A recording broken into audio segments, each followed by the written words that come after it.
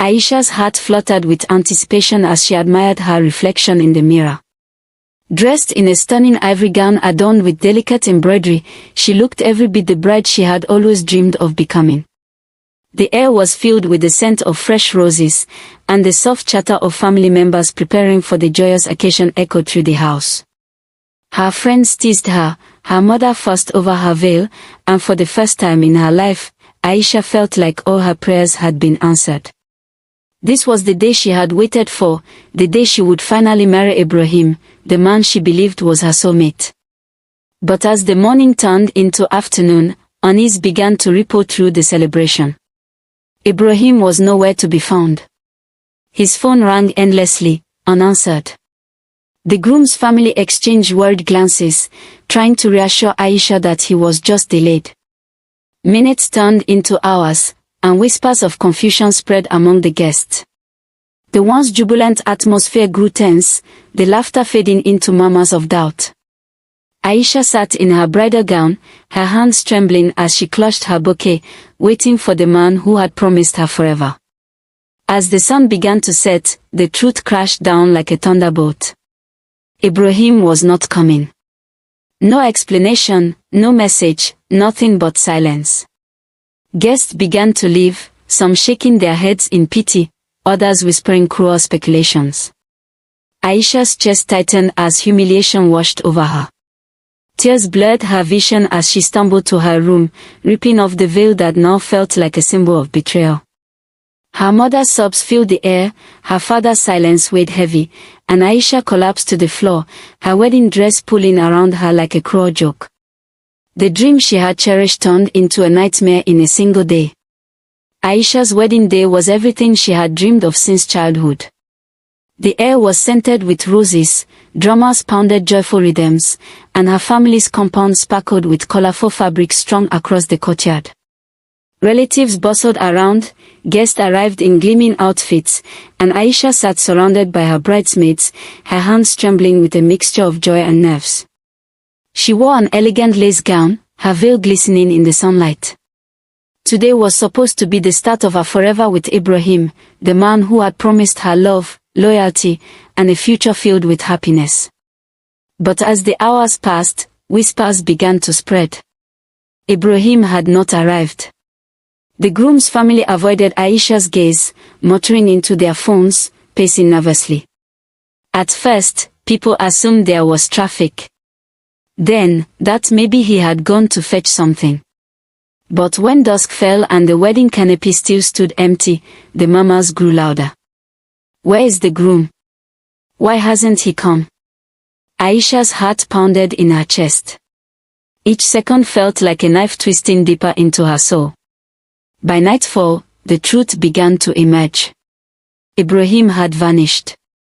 His phone was off, his best man was nowhere to be found, and his family offered no explanation. Aisha's father's face turned pale, her mother clutched her chest, and her friends avoided her eyes. The bride sat frozen, her smile gone, her dreams shattering before the entire village. Laughter turned to pity, music died into silence. What was meant to be a celebration became a wound that would scar her for years to come. The next morning, Aisha awoke to a house heavy with shame. Her dress lay crumpled in the corner, the henna on her hands already fading. She stared at herself in the mirror, her eyes swollen from crying all night. Her phone buzzed relentlessly with messages from relatives and friends, some sympathetic, some mocking. "This is a sign," one message read. "Maybe he never loved you," another cruelly suggested. Aisha's lips trembled as she whispered, "Why, Ibrahim? Why?" Days turned into weeks. Gossip spread like wildfire across the community. In the marketplace, women whispered behind their palms as she passed. Children pointed at her, repeating what they had overheard from adults, "That's the bride who was left at the altar." Aisha's once bright spirit dimmed under the weight of ridicule. Every time she closed her eyes, she saw the empty wedding stage, the disappointed faces of her parents, and the hollow space where Ibrahim should have stood. Her family tried to shield her, but even within her own home, the silence was suffocating. Her brothers avoided speaking of it, her mother cried quietly at night, and her father grew distant, unable to meet his daughter's eyes. "What shame," he muttered once, not realizing Aisha was within earshot. The words pierced her heart more deeply than any gossip outside. She retreated into herself, clinging to her prayers, hoping that God would give her strength to survive what felt like unbearable humiliation. Then, as if the pain was not enough, Ibrahim's betrayal came to light. Months later, through hushed whispers, Aisha discovered the unimaginable truth: he had not disappeared into thin air, nor had tragedy befallen him. Ibrahim had married Halima, Aisha's closest friend, the one who had helped her plan every detail of the wedding. The revelation broke her completely.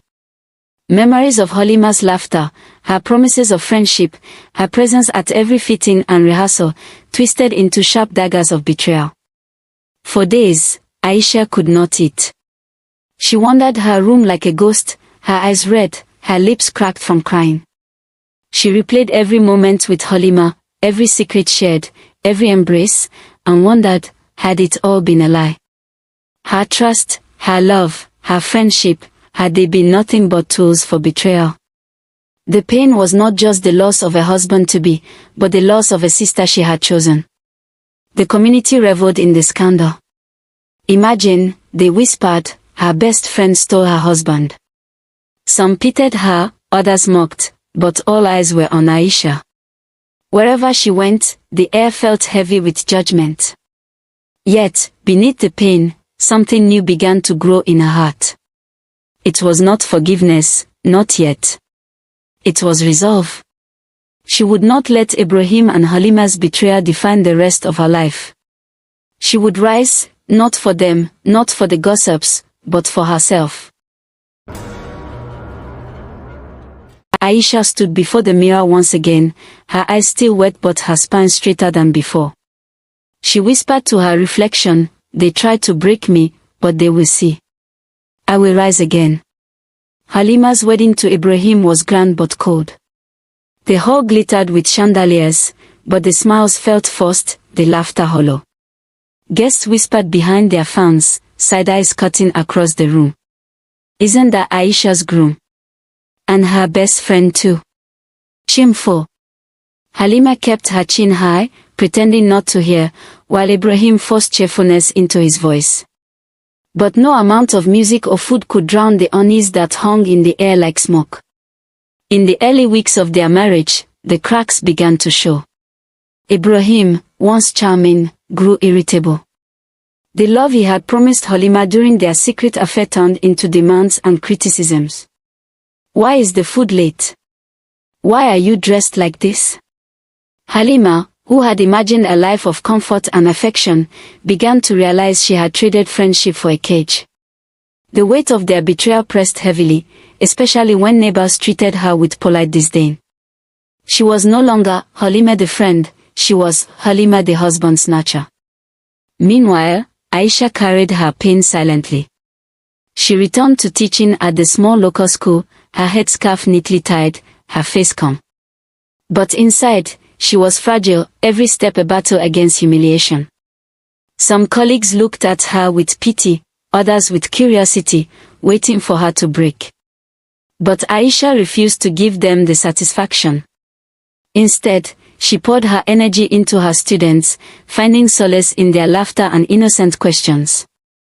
"Miss Aisha, we will learn a new story today," they asked, their voices pulling her away from despair, if only for a while. At night, however, loneliness gnawed at her. She stared at the ceiling of her room, imagining Ibrahim and Halima together. Her heart twisted, but she clenched her fist. "I will not let them destroy me," she whispered. Her prayers grew longer, her faith deeper. Slowly, her tears began to dry, replaced by a quiet strength. Back in Ibrahim's home, tension reached breaking points. Money trouble surfaced. Ibrahim had borrowed heavily to impress Halima with the kind of wedding he never gave Aisha. Creditors knocked at the door, demanding repayment. Halima, raised in comfort, struggled with the reality of financial strain. Arguments flared. You promised me a better life, she screamed one night. Ibrahim shot back, you wanted me, didn't you? This is the life you chose? Their voices echoed through the walls, their marriage already collapsing under the weight of greed and deceit. Rumors spread quickly. People who once whispered about Aisha now gossiped about Ibrahim and Halima. Their marriage is cursed, some said. What starts in betrayal never ends well, others muttered knowingly. Aisha listened quietly when the words reached her, her lips pressed together. She did not rejoice in their downfall, but she could not deny the bitter satisfaction that fate was already delivering justice. The turning point came when Halima fell gravely ill. Doctors spoke of stress, of exhaustion, of a body weakened by constant arguments and worry. Ibrahim sat by her bedside, his face pale, guilt gnawing at him. For the first time, he wondered if his choices had brought this suffering upon them. Halima, weak and tearful, whispered, we should never have done this. The words haunted Ibrahim, for deep down, he knew she was right. As Halima's illness lingered, Ibrahim's world began to unravel. Debts mounted, friends abandoned him, and the once proud man now sat slumped in the shadows of his own making.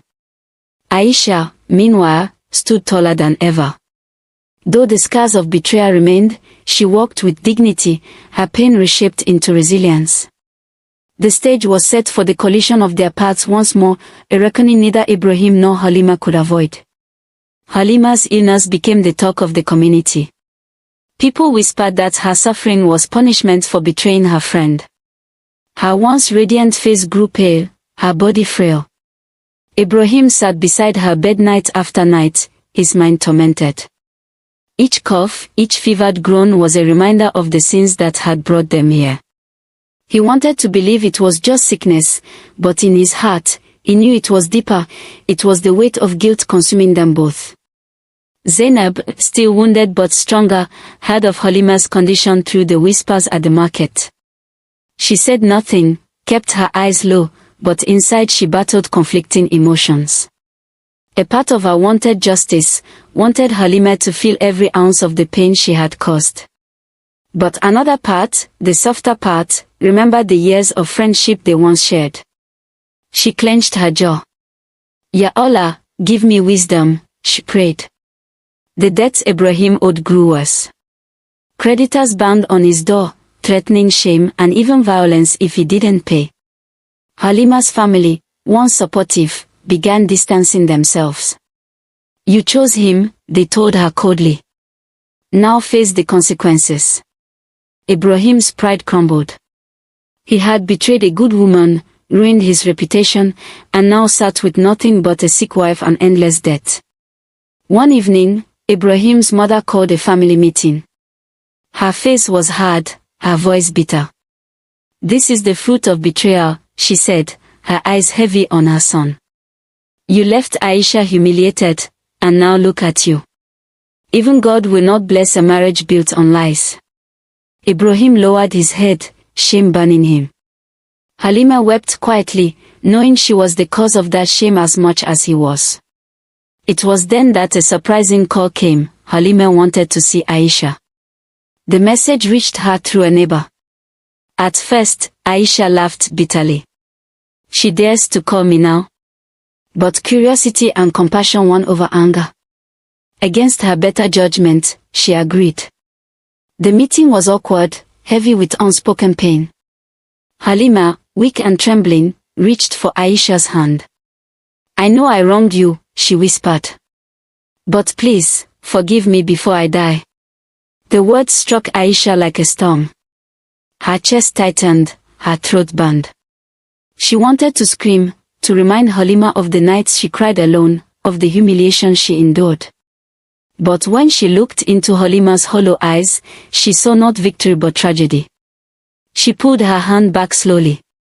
Forgiveness is for God to give, she said coldly. Yet when she walked away, her heart felt heavier, not lighter. Meanwhile, Ibrahim was drowning. His pride, once towering, had been crushed by debts, illness, and shame. Alone in his room, he wept. Ya Allah, What have I done? He replayed Aisha's smile in his mind, her faithfulness, her quiet strength. He realized too late that he had thrown away gold for dust. His new marriage, once a prize, was now a chain dragging him to the bottom. The community watched closely, some pitying him, others laughing at his downfall. See how he suffers, they said. He destroyed Aisha for this. The irony was too sharp for anyone to miss. And through it all, Aisha walked with her head high, torn between anger and mercy, waiting for the day fate would force her to decide whether to avenge or forgive. Halima's condition worsened. The illness that had begun as a persistent cough grew into something more sinister. Doctors shook their heads, telling Ibrahim there was little more they could do. Nights became endless vigils by her bedside, the silence broken only by her shallow breaths. Guilt gnawed at Ibrahim as he held her hand, realizing that their marriage had been built on betrayal and now seemed destined to end in sorrow. The news spread quickly. The same neighbors who had whispered about Aisha's shame now whispered about Halima's fate. What you sow, you reap, some said. Others simply watched in silence, unwilling to show pity for a woman who had destroyed her friend's happiness. Aisha heard the gossip but did not join in. She carried herself with dignity, though her heart ached with memories of friendship lost. One evening, Ibrahim came to see her. His clothes were disheveled, his eyes hollow from sleepless nights. Aisha, he began, his voice trembling, I wronged you. I doubted your worth, and I betrayed you with the one you trusted most. Now, I am paying the price. Halima is dying, and I cannot carry this burden alone. Please, forgive me. Aisha stood frozen. The man who had humiliated her, left her broken, now stood before her begging for forgiveness. For a moment, anger flared, she imagined shouting, reminding him of the day he disappeared from their wedding, of the laughter and humiliation she endured. But when she looked into his eyes, she saw not power but ruin. He was already punished far more than she could ever punish him. She spoke softly, but her words were sharp. Musa, her voice broke slightly, forgiveness is not for you.